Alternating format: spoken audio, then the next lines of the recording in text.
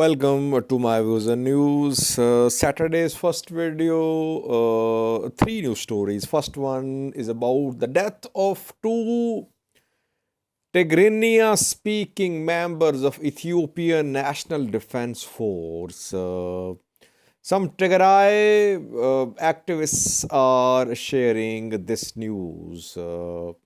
Though it's an old news story, they were killed more than a year ago, but they're top officers of Ethiopian National Defense Force. But in which circumstances were they killed? Details for you. Secondly, you know that around 2 weeks ago, there were ethnic clashes in Valaga, in East Valaga, between Amhara and Oromo ethnic groups. Regional forces were involved too, Fano fighters, armed Amharas, OLA, regional forces of Oromia, Ethiopian National Defense Force. Then we saw relative calm. And now once again, since yesterday, we have been receiving some reports that there was armed confrontation between the two sides in a cabaret of East Valaga on Friday. Thirdly, viewers, I want to speak a little about the plight of Eritrean refugees in Ethiopia. There were around 90,000 of them in Tigray when the war broke out 2 years ago in northern Ethiopia. Now, thousands of them are willing to return to Eritrea. They have gone through so much in Ethiopia that they are now ready to return to Eritrea from where they fled. Details for you. Firstly, viewers, some Tigray activists and journalists are sharing pictures of two ENDF officers from Tigray speaking, who were killed by government forces. The two officers are firstly Major Akulok Tekelu Abraha, secondly Lieutenant Colonel Kiros Gabriel Johannes Gabro. Both were ENDF officers. Major Akulok served with the UN as well as part of UN peacekeeping mission in Sudan. Almost a year ago in November 2021, it is being claimed that they were kidnapped from their houses. They were in Awash Arba. They were based in Awash Arba, which is, I think, in a far region of Ethiopia. The town is not far away from Ethiopia-Djibouti railway. They were abducted by some security officials, and then they were shot dead. A few kilometers away from where they were living, they were shot dead. It happened around a year ago. But so far, no investigation has been launched into the death of these two top ENDF members from Tigray. Now, point is that several officers from Tigray, from Ethiopian National Defense Force, from regional forces, they have been killed in the war. These are combat deaths. Combat deaths have happened. Hundreds have died on all sides. Death of these two officers is not combat death. They were arrested and killed. That is why investigation must have been conducted by the federal government. Who is behind the death of these two top ENDF officers? A few days ago, a news outlet reported about the death of some Tigray-speaking ENDF members. It happened around a year ago, and they were killed in a prison. Not combat death. So deaths of Tigrinya-speaking members of ENDF, which are not combat deaths, must be investigated. Where is the Ethiopian Rights Commission? Where is Daniel Bakele? Who is responsible for inquiring into such incident? But so far, government is silent. Federal government, it means that government forces were involved in this incident. That is why no investigation inquiry. Secondly, viewers, Valega, where we know that around 2 weeks ago, there were ethnic clashes leading to hundreds of casualties on Oromo side. Some Amharas were killed too. It happened in Angargutan in East Valaga.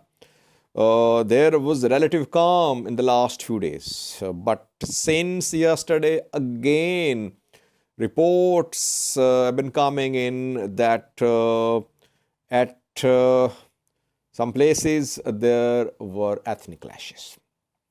East Valaga, Kiramo, Voreda, Haro, Kabale is the place where some clashes, ethnic clashes happened yesterday.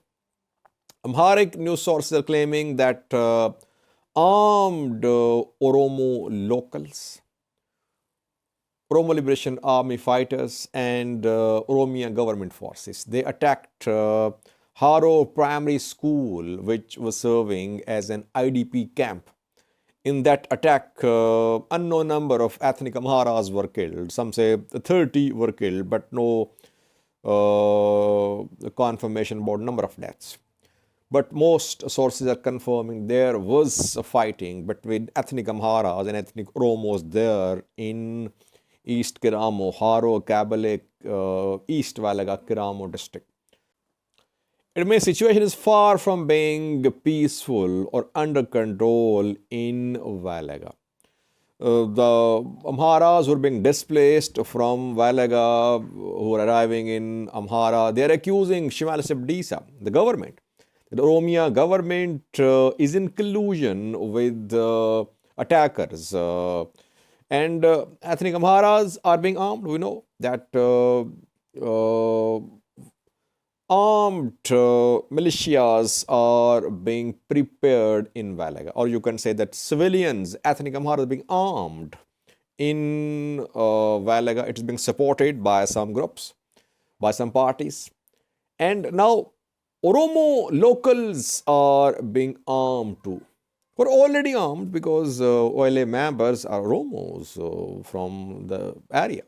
It means Valaga should be disarmed. Otherwise, the way civilians are being armed, Valaga, which is already a flashpoint, it could turn into a deadlier place for civilians if there is no permanent solution.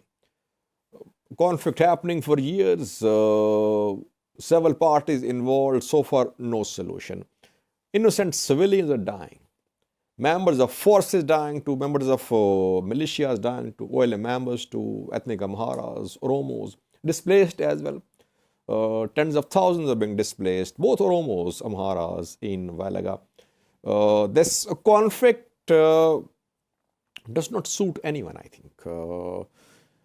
It is used for blame game by ruling elite on both sides. Lastly, viewers, Eritrean refugees in Ethiopia have suffered so much that they are willing to return to Eritrea. When the war broke out in northern Ethiopia around 2 years ago, there were more than 90,000 Eritrean refugees in Tigray at 4 refugee camps, Hidsats, Shemalba, Mayani, and Diharish. And there were some other camps too in Ethiopia. The war broke out. The refugee camps came under attacks. All parties were accused of attacks on Eritrean refugees in Tigray. Eritrean forces, some militias backed by Tigray forces, and Ethiopian forces too. So these refugee camps too were set on fire. and refugees, Eritreans, they fled. Some fled into Sudan. Some fled from Tigray into Amhara far regions. New refugee camps were set up in Amhara region. At Elam Watch in Amhara near Gondar, thousands of Eritrean refugees are at this camp. And 5,000, around 5,000 have registered to return to Eritrea. Why? Because they have gone through so much that hundreds killed, still hundreds missing, and they are under restrictions as well. Organizations have limitations too. So that is why these refugees are willing to return to Eritrea. Question is, why did they flee Eritrea? For economic reasons or for reasons like repression? If they fled Eritrea because of repression and now they are willing to return to Eritrea, it means they could be in danger there in Eritrea.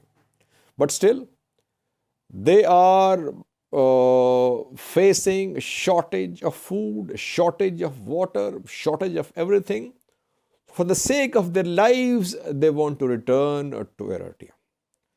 This issue of Eritrean refugees in Ethiopia should be taken seriously, especially by UN Refugee Agency and others. Refugees should be provided with all what they need. If they've been forced to return to Eritrea, I think it should be a matter of concern that they think that they are not safe in Ethiopia, that they cannot survive in Ethiopia. That is why they want to return to from where they fled. Thank you for watching.